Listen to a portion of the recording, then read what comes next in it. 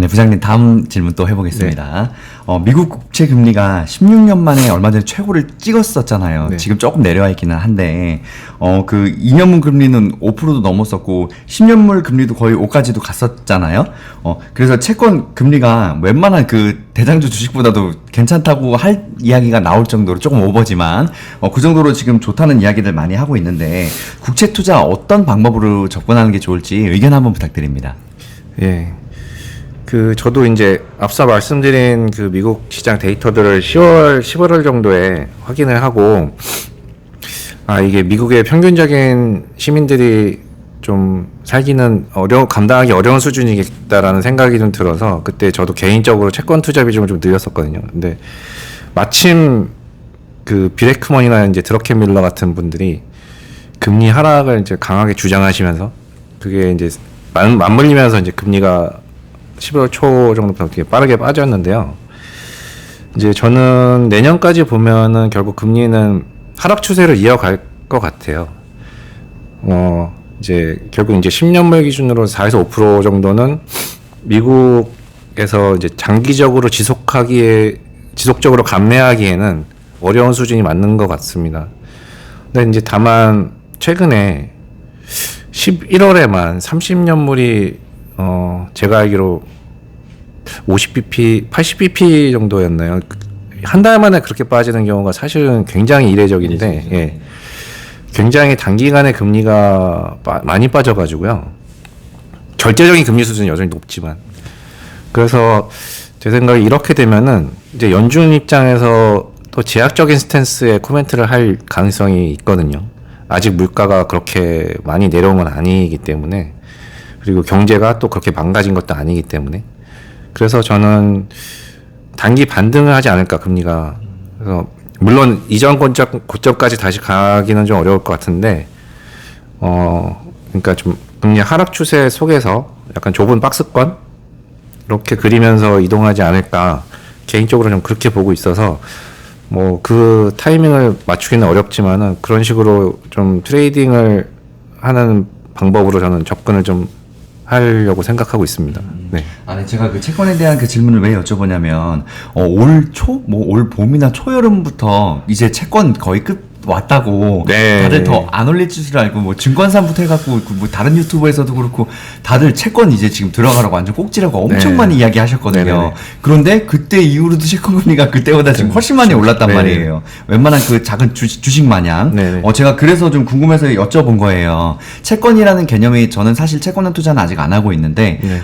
그 분산 투자 그리고 나름 안전자산이잖아요. 네네네. 또 주식보다는, 물론 채권도 어렵지만, 주식보다는 메커니즘이 쉬운 투자 자산이잖아요. 네, 그렇기 때문에 여쭤봤는데, 저는 이런 것들도 사람들이 나름 공부를 많이 하신 분들인데 예측하기가 쉽지가 않은 게 시장이고라라는 측면에서 한 번 더 그 질문을 드려본 거예요. 네네, 채권 투자를. 네네. 네, 알겠습니다. 네네네. 네. 네, 부장님 다음 이야기 또 해보겠습니다. 그 다음은 우리나라 국내에 주가 조작 사태가 있었잖아요. 올해 한 3번인가 4번인가 굉장히 많았던 걸로 기억하는데, 주식시장에 이런 고질적인 문제들 어떤 것들이 있는지, 또 이런 것들에 대해서 주식시장 어떻게 바뀌어야 될지 의견 한번 부탁드립니다. 네. 그 주가 조작 관련된 종목들 공통점은 결국 이제 평상시에 유동성이 굉장히 부족해서 이제 특정 세력의 의지대로 움직일 수가 있었던 거죠. 근데 이게 제 생각에는 이런 현상을 사전에 100% 차단하는 거는 쉽지는 않을 것 같아요. 네. 왜냐하면은 종목들이 뭐 거래량이나 유동성이 다 천차만별이라서 그걸 사전에 차단하기는 어렵고, 결국 방법은 이제 일반 투자자인 우리가 이런 종목들을 잘 피해가는 게 전 방법인 것 같거든요. 근데 뭐 이제 사실은 그럼 어떻게 피해가야 되는지, 근데 사실은 이제 기업의 펀더멘털이나 뭐 그 기업에 속한 업황이나 뭐 시장의 전반적인 흐름과는 너무나 확연하게 다르게 움직이는 주가 움직임이 있다면은, 사실 이제 시간과 노력만 들이면 그런 움직임을 체크하는 거는 그렇게 어렵지는 않은 일이라고 저는 생각하거든요. 그래서 좀 뭐 그렇게 생각합니다. 네.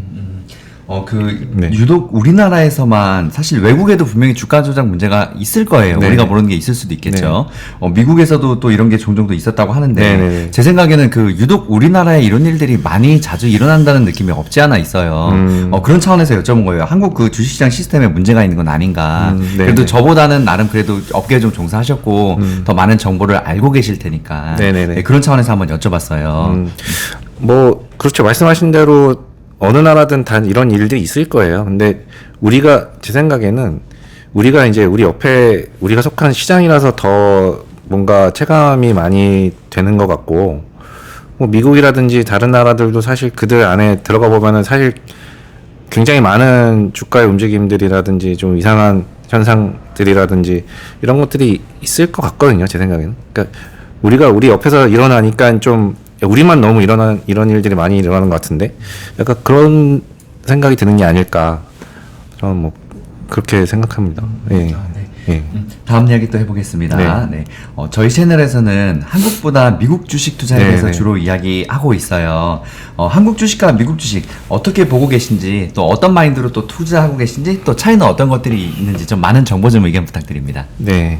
아무래도 이제 미국이 가장 큰 경제 대국이고 달러 패권국이고 또 지난 100년간의 이제 산업혁명이 전부 미국에서 나왔기 때문에 아무래도 그 외에 전 세계 이제 다른 나라들의 경제나 금융시장은 이제 미국에 연동될 수밖에 없겠죠. 특히 뭐 우리나라는 이제 미국에 수출을 많이 하는 나라라서 이제 더 좀 연동이 많이 될 거고요. 결국에 이제 한국 주식과 미국 주식이 결국은 크게는 같은 방향으로 움직일 텐데, 결국 기술을 선도하는 나라가 미국이기 때문에 미국 주식이 아무래도 한국 주식보다는 좀 더 우량하고 또 위기 상황이 와도 좀 더 안전하다고 할 수는 있겠죠. 특히 이제 한국 주식시장은 외국인이 사실 얼마 안 되는 자금으로 시장이 되게 흔들리는 경우도 많잖아요. 그리고 또 최근에 개인 투자자 비중이 한 70%까지 또 올라왔기 때문에 변동성도 좀 커졌고, 그래서 좀 난이도가 좀 올라가는 것 같아요. 예전에 비해서는. 그래서 그런 부분이 있는데, 다른 말로 하면은 이제 종목을 잘 고를 수만 있으면 한국 주식 시장에서 더 큰 수익을 낼 수도 있다는 얘기가 되거든요. 그러니까 예를 들면 이제 삼성전자나 하이닉스가 50% 오르는 구간에서는 그 밑에 이제 소부장 업체들은 한 몇 배씩 오르는 거거든요. 근데 이제 이 상황에서 우량하고 안전한 전자닉스를 살 거냐, 아니면 이제 공부를 해서 괜찮은 소부장 업체를 살 거냐, 이거 선택을 할 수가 있는 부분이거든요. 그래서 이제 같은 맥락으로 한국 주식도 이제 미국 주식과 함께 병행해서 좀 투자를 하시는 게 저는 좋다고 생각합니다. 네, 중요한 말씀 해주셨습니다. 네. 사실 미국 주식 투자를 저희가 주로 이야기하는 게 다른 게 아니라 미국 주식이 예를 들어서 뭐 어제 밤에 오르고 끝나면 대부분 우리나라의 그 대장주나 이런 것들은 같이 상승하고 끝납니다. 반면에 하락하면 또 하락하고, 그쵸. 또 섹터별로나 이런 것들이 미국 주식에 거의 그대로 한국에 이제 후반영이 되더라고요. 그래서 여쭤봤어요. 말씀하신 대로 대장주뿐만 아니라 중소형주 같은 경우는 그게 더 같이 또 많이 또 따라가더라고요. 예를 들어서 뭐 2차 전지나 뭐 전기차 이야기 같은 경우는 미국의 테슬라 본주, 이제 전 세계 그 전기차의 대장주니까 테슬라가 5%씩 급등하면 뭐 이제 국내 2차 전지부터 그 관련주들 뭐 쫙 올라갑니다. 그런 식으로 이렇게 같이 연계되더라고요. 그런 차원에서 여쭤봤어요. 네, 알겠습니다. 다음 이야기 해볼게요. 답이 좀 짧으셔갖고 더 많이 이야기해 주시면 돼요. 이건 잘라갈까요? 네네네.